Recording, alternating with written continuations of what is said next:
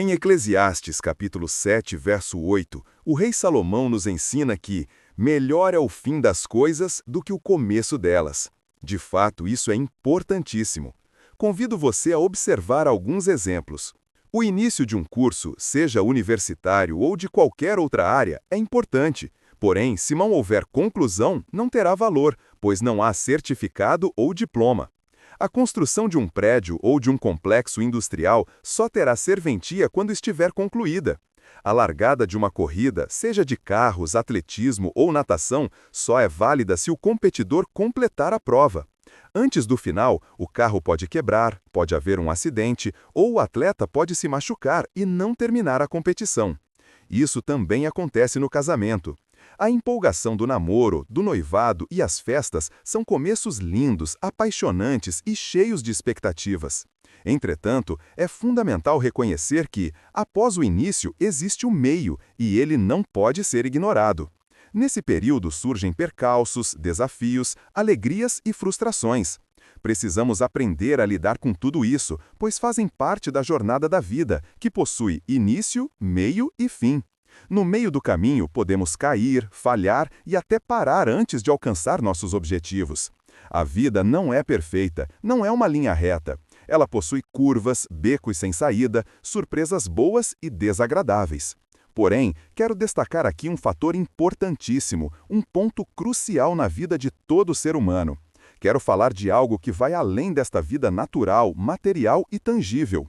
Como já foi dito, a vida passa por 3 etapas: nascer, crescer e morrer.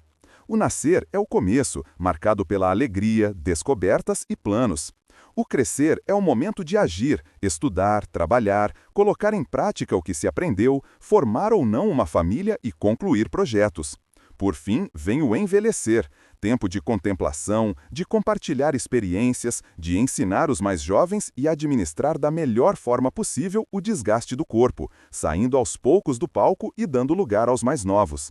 Falo isso de maneira generalizada, sabendo que cada pessoa vive de forma diferente. Mas, diante desse ciclo natural, quero trazer uma boa notícia. Existe a possibilidade de uma nova vida, mais vibrante e melhor do que qualquer ser humano jamais viveu nesta terra. Essa nova vida começa quando a vida terrena se encerra e nossa missão aqui chega ao fim. Você creia ou não, ela é real, existe independentemente da sua crença. Entretanto, há um ponto importante para que essa vida maravilhosa se torne realidade. É necessário, enquanto estamos vivos, entregar a vida a Jesus Cristo. Somente Ele, o Filho de Deus, que morreu na cruz para salvar a sua alma, pode garantir uma vida não passageira como esta, mas uma vida eterna com Deus Pai nas regiões celestiais. Para isso, é necessário aceitá-lo. Jesus é a porta, a chave, o caminho. Muitos dizem que todo caminho leva a Deus, mas João capítulo 14, verso 6 não diz isso. Eu sou o caminho, a verdade e a vida. Ninguém vem ao Pai senão por mim. Em João capítulo 17, verso 3, está escrito: E a vida eterna é esta, que conheçam a Ti, o único Deus verdadeiro, e a Jesus Cristo, a quem enviaste.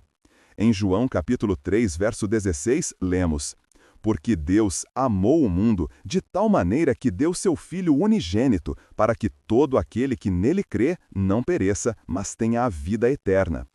Muitos também afirmam que todos são filhos de Deus, mas isso não é verdade.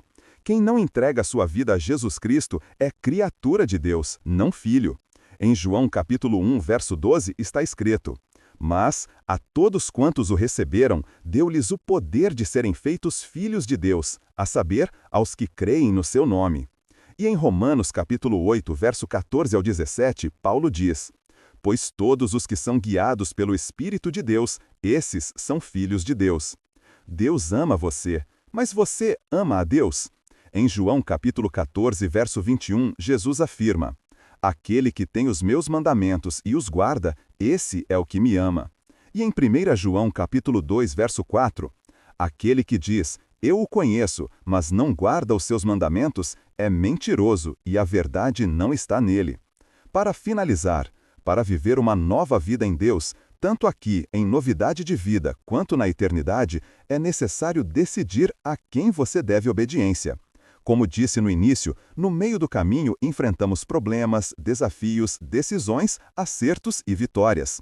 Em Atos capítulo 3, verso 19, lemos: Arrependam-se e se convertam para que sejam cancelados os seus pecados. Converter-se é mudar de direção, mudar de rota. É preciso arrependimento genuíno. Ninguém verá a Deus vivendo uma vida sem compromisso, fazendo tudo o que deseja e ferindo a santidade divina. Em Hebreus capítulo 12, verso 14, está escrito: Procurem viver em paz com todos e busquem a santificação, sem a qual ninguém verá o Senhor. E em Marcos capítulo 1, verso 15, o tempo está cumprido e o reino de Deus está próximo. Arrependam-se e creiam no Evangelho.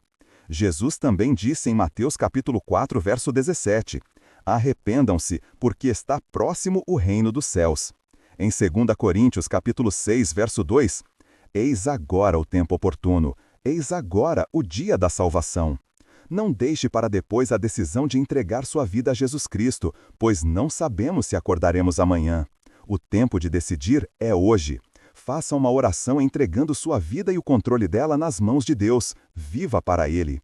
A frase, aquele que quiser vir após mim, negue-se a si mesmo, encontrada em Mateus capítulo 16, verso 24, Marcos capítulo 8, verso 34 e Lucas capítulo 9, verso 23, ensina que para seguir Jesus é preciso renunciar aos desejos pessoais e abrir mão do egoísmo para cumprir a vontade de Deus. Tomar a cruz significa aceitar as dificuldades e sacrifícios que surgem ao segui-lo. Seguir-me é obedecer aos seus ensinamentos e viver segundo sua vontade. Em resumo, é um chamado à renúncia, ao sacrifício e à obediência, que culminam em um seguimento fiel de Cristo, mesmo que isso implique perdas diante dos padrões do mundo. Faça essa oração comigo. Senhor meu Deus, em nome do teu Filho amado Jesus Cristo, que eu venho a ti em oração lhe pedir perdão de todos os meus pecados, pecados cometidos contra ti e também ao meu próximo. Pelo tempo que vivi longe de ti, fazendo somente aquilo que me agradava. Quero, a partir de hoje, assumir um compromisso contigo de seguir os teus preceitos e tua vontade. Lave meu coração com o sangue de Jesus Cristo, que derramou por mim lá na cruz do Calvário, que deu a sua vida por amor a mim, sendo ainda eu pecador. Que eu, a partir de hoje, viva uma novidade de vida e que um dia eu possa morar nos céus juntamente contigo. Salva minha alma da perdição eterna. Assim eu oro a ti, no nome de Jesus Cristo. Amém.